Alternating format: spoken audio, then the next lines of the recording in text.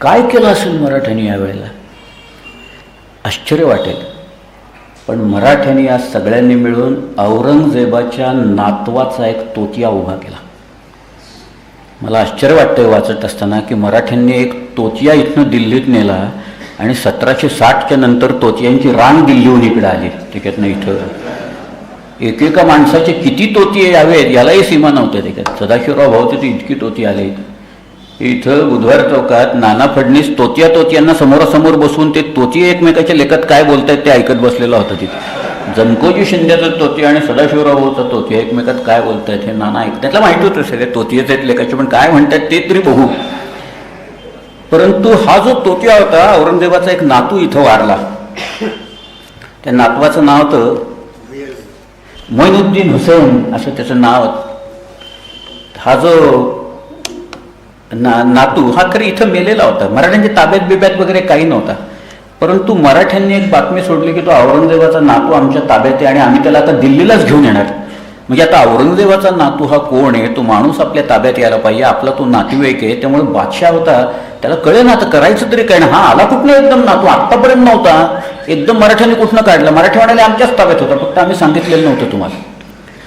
साताऱ्याला एक हत्ती सजवण्यात आला मोठा, चांगला देखणा छान असा हत्ती, सगळ्या लक्षणांनी उत्कृष्ट शुभलक्षणी असा एक हत्ती निवडला लोकांनी. हत्तीची फार चांगली लक्षणं पाहिजेत बरं का. हत्तीला नखं असतात पायानं, 18 नखं असतात. तो 20 नखांचा असला तर हत्ती फार चांगला मानला गेला. अशी ती सगळ्या एकूण पाहून हत्ती निवडला. त्याच्यावर एक सोन्याची अंबारी कसण्यात आली आणि त्याच्यात कुणाला तरी सोम या औरंगजेबाच्या नातवाचं देऊन बसायला तिथं सांगितलं. तो कोण होता माहीत नाही. तो जो ज्यांनी काम केलं त्यांनी ते मात्र अप्रतिम वठवलं. त्याचं सोम जे काय वठवायचं होतं औरंगजेबाच्या नातवाचं. अहो इथं नाटकात 3-3 तास फक्त लोक बेरिंग धरून असतात. हा माणूस 3 महिने बेरिंग धरून बसला होता तिथं हत्तीवर. तिथं रोज येऊन लोक त्याला फुर्निश करत होते सकाळपासून संध्याकाळपर्यंत. त्या बादशाचे हेर हिंडायला लागलेले होते सगळीकडं की बाबा हा खरंच बाबा आहे, कोण आहे बघाय, चौकशी करून या. त्या हेरांनी सांगितलं दिवसभर सकाळी उठल्यापासून संध्याकाळपर्यंत लोक त्याला कुर्निश करतायत आणि चांगला गोरा गोमटा दिसतोय, असेल मुघलांच्या पैकीच दिसतोय कोणीतरी. बादशाला काय करायचं ते कळलं ना. पण त्यांनी हुसेन अलीला सांगितलं की तुम्ही त्या एकट्यालाच फक्त पाठवून द्या दिल्लीत. बघा तो काय म्हणतोय. हुसेन अली म्हणाला नाही एकटा कसं येईल, तुम्ही मराठ्यांना फरमानं द्यायला नकार दिलेले आहे, ते आता फौजेसकट येणार, सगळेच आता दिल्लीत येणार. दिल्ली घाबरली, बादशाह घाबरला आणि हे सगळं लटांवर हे दिल्लीत पोचलं. तो हत्ती, त्याच्यावरचा तोच या औरंगजेबाचा नातू, त्याच्याबरोबर बाळाजी विश्वनाथ, बाजीराव पेशवा, हे सगळं. बाजीराव त्याला पेशवा नव्हता पण बाजीरावही दिल्लीत गेला. एक दिल्लीच्या किल्ल्याचा एक दरवाजा बाजीरावाने स्वतःच्या ताब्यात त्यावेळेला घेऊन ठेवलेला होता. ती सगळी एकूण मिरवणूक दिल्लीत फिरली, अख्खी दिल्ली पाया पडली त्याच्या. आणि दुसराच दिवस उजाडला आणि हा हुसेन अली दरबारात गेला. आणि हुसेन अली गेला त्यावेळेला बादशाची त्याची जी भेट ठरली ती एकूण 3 तास भेट झाली. बादशाह घाबरलेला होता सगळ्यात. हा हुसेन अली गेल्याच्यानंतर त्या बादशाने त्याला, म्हणजे हुसेन अली वाकला कदमबोसीसाठी म्हणून, त्यावेळेला बादशानं खांद्याला धरून त्याला उठवलं, त्याला आलिंगन दिलं, आपल्या त्या झग्याचं चुंबन घ्यायची त्याला परवानगी दिली, तिथं आणून बसवलं. घाबरला होता तो. आणि मग त्यांची बोलणी सुरू झाली त्या दिल्लीत. हुसेन अली म्हणाला सगळे मराठ्यांचे लोक सोडून द्या, कुठे आहेत मला एकदा बघू दे माझ्या डोळ्याने. त्यावर दाढी वाढलेला एकूण असा म्हातारा झालेला असा तो त्या संभाजीराजांचा जो पुत्र होता मदनसिंग म्हणून, त्याला आणून उभं केलं. आणि तो बादशाह म्हणाला द्या आता, तो तुम्ही म्हणताय ना औरंगजेबाचा नातू. बादशाह घाबरला त्याचं कारण हा औरंगजेबाचा नातू तोतिया म्हणून येत होता.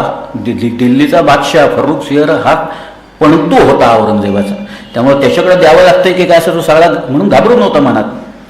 परंतु त्या दिवशी बोलणी जी झाली त्यात काही फारसं निष्पन्न झालं नाही. पण दुसऱ्या दिवशी मात्र हे सगळ्या लोकांना एक्सचेंज करायचं ठरलं आणि हा निघून आला. हुसेन अली निघून आला. 2 दिवस मध्ये गेले. या 2 दिवसांच्या वर मराठ्यांच्यावर काही हल्ले झाले. मराठ्यांचे अनेक लोक दिल्लीत मारले गेले. मराठी खूप चिडलेले होते. ते म्हणाले आपण आता जाऊया, हल्लेच करूया, जोरात करूया. मला सांगायला एक आनंद होतो, इथं खंडेराव दाभाड्यांचे वंशज इथं दादाराजे बसलेले आहेत. खंडेराव होते दिल्लीत त्यावेळेला. दाभाडे मंडळी दिल्लीत गेलेली होती. मी अनेकांची नावं सांगेन त्यावेळेला आपल्याकडचे कोण कोण गेलेले होते, त्यांचे वंशज इथं बसलेले दिसत आहेत मला आत्ता. पण ही जी सगळे मंडळी होती त्याच्यातले बरेच लोक मारले गेले. मराठे चिडलेले होते. मराठ्यांचे काही उद्गार त्याच्यात दिलेत, कागदात दिलेत. की मराठी बापरे म्हणत होते, नको नको म्हणत होते, असं लिहिले बरं का ते त्यांनी. हल्ले ज्या वेळेला झाले त्यावेळेला मराठ्यांच्या तोंडातून आलेले काही उद्गार मुद्दाम होऊन ते तिथं दिलेले. 2 दिवस मध्ये गेले आणि त्याच्यानंतर हुसेन अली परत बादशाला भेटायला म्हणून गेला. बादशाचा काही हात नव्हता मराठ्यांच्यावर हल्ल्यात, बादशाचा काही हात नव्हता. परंतु हुसेन अली चिडलेला होता. त्याला एकदा त्याचा रस ज्या विषयात आहे की बादशाच बदलणे, त्यामुळं त्यालाही वाटलं होतं याला बदलायलाच पाहिजे, आता हा काही बदलत नाही, हा कशासाठी म्हणून. त्यामुळे हुसेन अली दरबारात गेल्यावर त्याची आणि बादशाची बाचाबाची झाली आणि त्यानं बादशाला खाली खेचला, त्याचे डोळे काढले आणि त्याला अदबखान्यात म्हणजे तुरुंगात घातलं आणि रफीउद्दरजट या नावाचं पोरगा आणून तिथं दिल्लीच्या गादीवर बसवलं आणि त्या पोराच्या करवी मराठ्यांना 3ही फरमानं दिली. मराठ्यांचे सर्व लोक सोडून दिले आणि मराठ्यांना 50 लाख रुपये त्यांनी दिले. त्यावेळी ही दिल्ली आणि मराठ्यांची पहिली भेट आहे.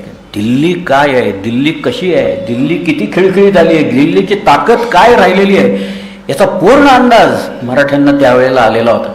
मराठी ताकद दिल्लीपर्यंत जाऊन बादशाला खेचून तिथं दुसरा माणूस बसवायचा आणि 3 फरमाना मिळवायची, इतकी मराठी ताकद झालेली होती आणि वाढलेली होती.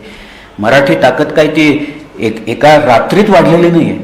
पण मराठी ज्या वेळेला 25 वर्ष औरंगजेबाशी स्वतःशी सामना करतात ते एकट्या औरंगजेबाशी, त्यावेळेला मराठ्यांना जो आत्मविश्वास निर्माण झाला, त्या आत्मविश्वासाची ही फलश्रुती ही त्यावेळेला होती तिथं झालेली. आणि मराठ्यांना दिल्लीचा अंदाज आला सगळा.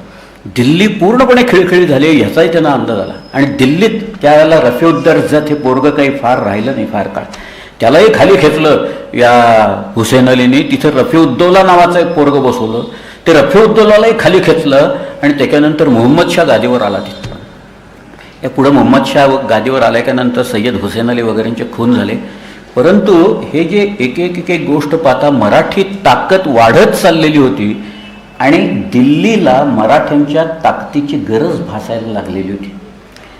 कुणाची आक्रमणं होणार होती, ती आक्रमणं बाहेरून येणार होती. त्याचे जेव्हा अंदाज आला त्यांना, दिल्लीची नाटकं खूप असतात. दिल्लीत वजीर कोण आहे, मीर बक्षी कोण आहे, याबद्दल तिथल्या लोकात अंतर्गत त्यांचे जे वाद असतात. मराठ्यांच्यातही वाद होते, नाही अशातला भाग नाही.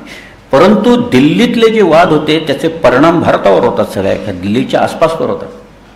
मी डिक्शनरीत मुळात तो दिली असा शब्द आहे, त्याचा अर्थ या दिलाशी आहे. म्हणजे हृदयाच्या निगडीत जे काही असतं त्याला ते दिली असं म्हणतात. दिलवरनं आलेलं आहे आणि त्यामुळे ते शेवटी भारताचं हृदय आहे ना, इंद्रप्रस्थ आहे, हे भारताचं हृदय आहे दिल्ली. त्यामुळे दिल्लीतल्या घडामोडींवर अवघ्या भारताचं लक्ष असतं, काय चाललं आहे काय नाही हे. त्यामुळं मराठ्यांना इतका अंदाज आला, या 1719च्या एका स्वारीमुळे अंदाज आला. आणि मराठ्यांच्या ताकदीचा अंदाज हा त्यावेळेला दिल्लीला हा सुद्धा तिथं आला. फरमानं आपल्याला मिळाली. त्याचे ड्राफ्ट तुम्हाला बघायचे असतील तर इथं डेक्कन कॉलेजमध्ये त्याचे ड्राफ्ट आहेत की ज्याच्यावर शंकराजी मल्हाराचं सील आहे तिथं. त्याच्यानंतर काही काळानंतर बाळाजी विश्वनाथ पेशवा वारला. बाळाजी विश्वनाथांनी त्याच्या थोड्या छोट्या कारकिर्दीत अनेक मोठ्या गोष्टी केल्या. त्याच्यात दिल्ली ही सर केली असंच म्हणायला पाहिजे. येसूबाई 30 वर्षाच्या कैदेच्या नंतर आल्या. संभाजीराजांची अजून एक पत्नी होती, ती तर बाई बहुधा 40 वर्ष कैदेत असावी, दुर्गाबाई या नावाची बाई होती. ज्यावेळेला संभाजीराजे मुघलांच्याकडे गेले त्यावेळेला ही बाई त्यांच्या बरोबर होती. परत आले ते एकटेच आले, त्यामुळे ही बाई मुघलांच्याकडे राहिली. तिचं पुढं काय झालं काही कळलं नाही, कारण परत आलेल्या माणसात काही तिचं नाव नाही आहे दुर्गाबाईंचं. परंतु बाळाजी विश्वनाथ याला सेना करता एक अशी पदवी मिळालेली होती. म्हणजे सेनेच्यासाठी जे काही लागेल त्याची जमवाजमव करायची. सेनेत लोकांची जमवाजमव असते, पैशाची जमवाजमव असते, शस्त्रांची जमवाजमव असते, घोडे वगैरे जे लागतात त्याची. म्हणून सेना करता ही जबाबदारी त्यांना अत्यंत कौशल्यानं पार पाडलेली होती. बाळाजी विश्वनाथांनी कान्होजी आंग्र्यांना की जे चाल करून आलेले होते, इथं 2 किल्ले त्यांनी घेतले, वरके लोहगड घेतला, राजमाची त्यांनी घेऊन बसलेले होते. आणि त्याच्यावर पेशवा एक गेलेला होता, भैरवपंत पिंगळे हा जो पेशवा गेला, त्या पेशव्यालाच कान्होजींनी पकडून ठेवलेला. त्यामुळं त्या पेशव्याला सोडवण्याचं काम आणि कान्होजीसारख्या त्या ॲडमिरलला म्हणजे त्याचं जे सगळं आरमार आहे ते परत स्वराज्यात आणायचं काम, इतकं मोठं काम या बाळाजी विश्वनाथांनी त्यांच्या या छोट्या आयुष्यात केलेलं होतं. इथं त्याच्यानंतर साताऱ्यात गोंधळ झाला. पेशवा कुणाला करायचं याच्यावरनं, बाळाजी विश्वनाथाच्या नंतर कुणाला पेशवा करायचं याच्यावरनं इतके वाद आहेत. त्या वादाला सगळे कंगोरे आहेत त्याच्यात धर्माचे कंगोरे आहेत, त्याच्यात जातीचे कंगोरे आहेत, त्याच्यात अनेक वेगवेगळे नात्यांचे कंगोरे आहेत. पण शाहू कशालाही बदला नाही. आणि शाहू महाराजांनी तिथं बाजीराव पेशव्याला, इथं बाजीरावाला त्यांनी पेशवा म्हणून केला. 1720मध्ये 20 वर्षाचा हा तरुण पेशवा म्हणून झाला. आणि पुढची जी कारकीर्द जी बाजीरावाची आहे ती इतकी वादळी कारकीर्द आहे. त्याच्यात बाजीराव दिल्लीत जाऊनही आला. बाजीरावाची आधी भेट झालेली होती बादशाहाची, आणि 1737ची बाजीरावाची दिल्लीची स्वारी आहे ती अत्यंत विलक्षण अशी स्वारी आहे. त्यातल्या 2 घटना मला मुद्दामून सांगायच्या आहेत की मराठी ताकद किती वाढलेली होती याच्याबद्दलच्या त्या 2 घटना आहेत. त्यातली एक घटना आहे 1728ची पालखेडच्या लढाईची. या पालखेडच्या लढाईचा उल्लेख हा बर्नार्ड मॉन्गोमेरी हा जो जनरल होता अमेरिकन, त्याच्या पुस्तकात ए कन्साइज हिस्ट्री ऑफ वॉरफेअर या पुस्तकात एक पॅराग्राफ त्यांनी बाजीरावावर टाकलेला आहे. तो म्हणतो, the way Bajirao out general Nizam ul Mulk at the battle of Palkhed in 1728 is a masterpiece of strategic mobility असं त्यांनी म्हटलेलं आहे. या बाजीरावाचं विलक्षण कौतुक केलेलं आहे. बाजीरावाबद्दल तर काय पाहिजे तेवढी अजून 2-3 व्याख्यान केवळ बाजीरावावर देता येतील. परंतु पुढची जी गोष्ट आहे 1729ची की मुहम्मद खान बंगशाचा मुघल सुभेदाराचा पराभव हा बाजीरावाने त्या जयपूरच्या किल्ल्यात त्यांनी केला. पराभव म्हणजे तो शरणच आला. बाजीरावाच्या सर्व अटी त्यांनी मान्य केल्या आणि छत्रसाल बुंदेलाने बाजीरावाला तिथं बोलावून नेलेलं होतं. आणि त्या विजयाच्या बद्दल छत्रसालाने बाजीरावाला त्याचा 1/3 हिस्सा राज्याचा दिला. पन्ना म्हणून घेतलेल्या खाणी होत्या, त्या खाणी हिऱ्यांच्या खाणीतला काही भाग दिला आणि त्यानं मस्तानी ही बाजीरावाला तिथं आणून उभी करून दिली. मस्तानी हे मराठी इतिहासातलं एक मोठं कोड आहे. मस्तानीचं नाव देखील मस्तानी म्हणून लोक लिहित नाहीत, मकार विषयक वगैरे असं सगळं लिहित असतात या सगळ्यात.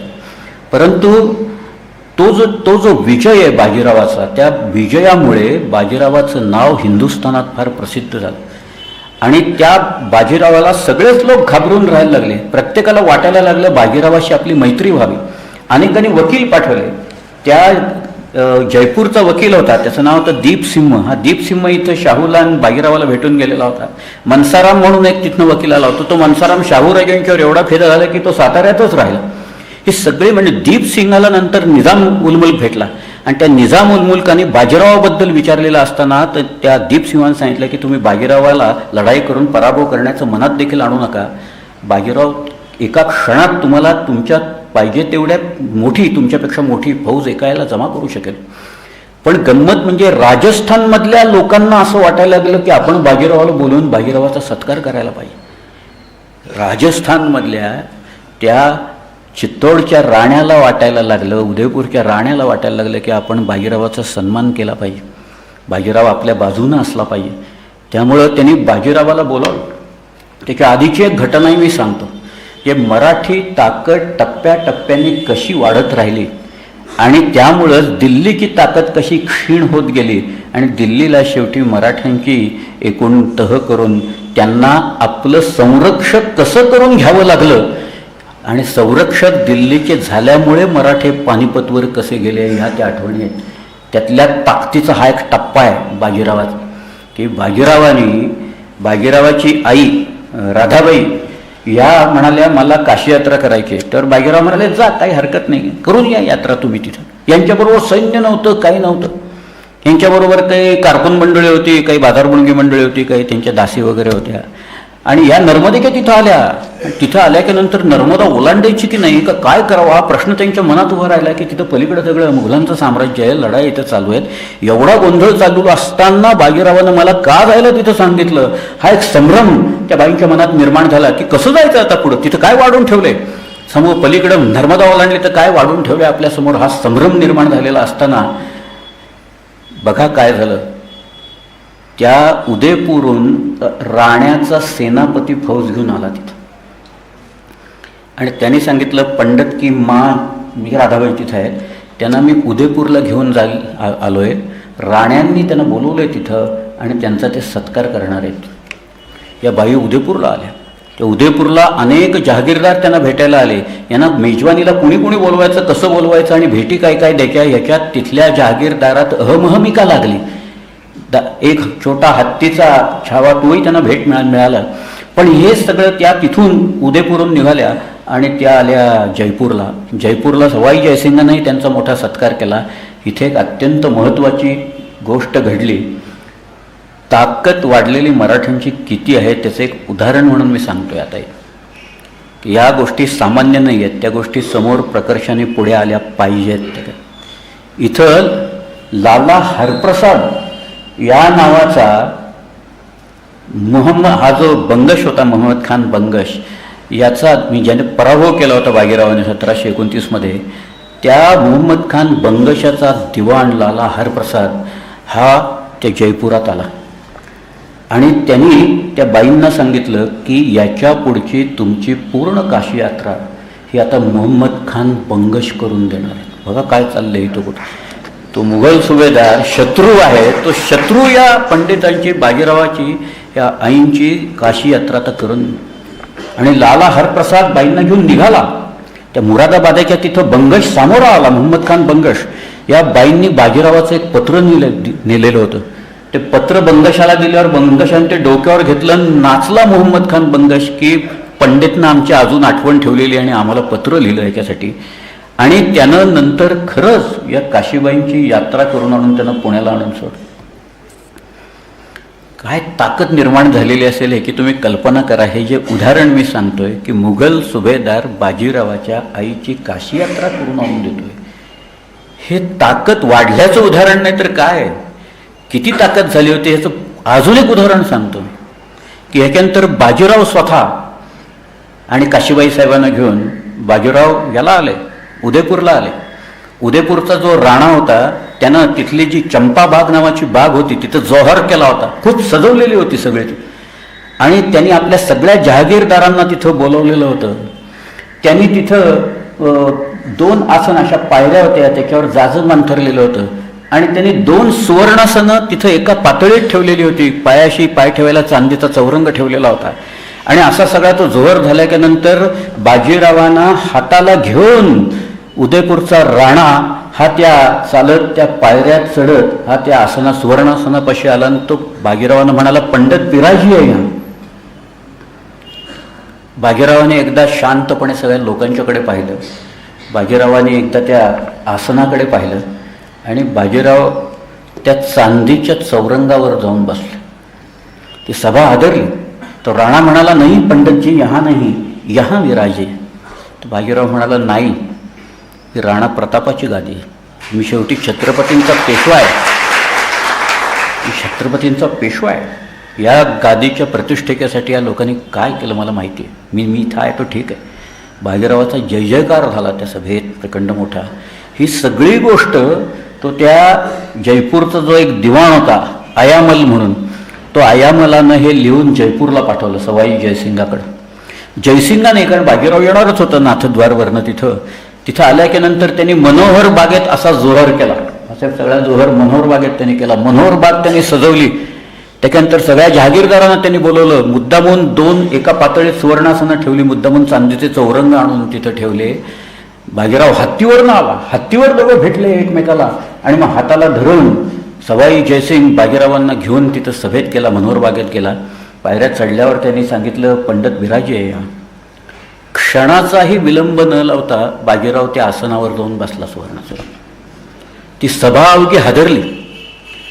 त्या जयपूरच्या राजाने ती सभा लवकर बरखास्त केली. ज्यावेळेला बाजीराव आणि सगळे लोक मुक्कामाला ज्यावेळेला आले त्यावेळेला तो बाजीरावाचा सदाशिव बल्लाळ हा तिथं जो वकील होता त्यांनी बाजीरावाला विचारलं, श्रीमंत तुम्ही म्हणाले उदयपूरला असं वर्तन केलं आणि इथं म्हणाले तुम्ही सुवर्णासनावर बसला. बाजीरावच्या वेळेला असं म्हणाला, बाजीरावांनी सांगितलं, हे तुम्हाला कळायला पाहिजे, तुम्ही वकिलात नाही ते तुम्हाला कळायला पाहिजे. ती जी गादी आहे ती राणा प्रतापाची गादी आहे. त्याच्या प्रतिष्ठेसाठी ते लोक रानोमाळ जाऊन राहिले. आणि ही कसली गादी की ह्या गादीच्या प्रतिष्ठेसाठी या लोकांनी आपल्या मुली मुघल जनान्यात घातल्या. या गादीची कसली आली आहे प्रतिष्ठा, हे त्या जदुनाथांनी लिहिलं आहे. वाचा सगळा. मला सांगायचं हे सगळं विस्तृतपणे सांगायचं, कारण दिवस आपल्याकडे भरपूर आहे. विस्तृतपणे सांगायचा माझा उद्देश एकच आहे या सगळ्यातला, की मराठी ताकद किती वाढत होती आणि वाढलेली होती याची जाणीव कशी कशी लोकांना झालेली होती आणि दिल्लीची ताकद ही कशी खिळखिळी झालेली होती.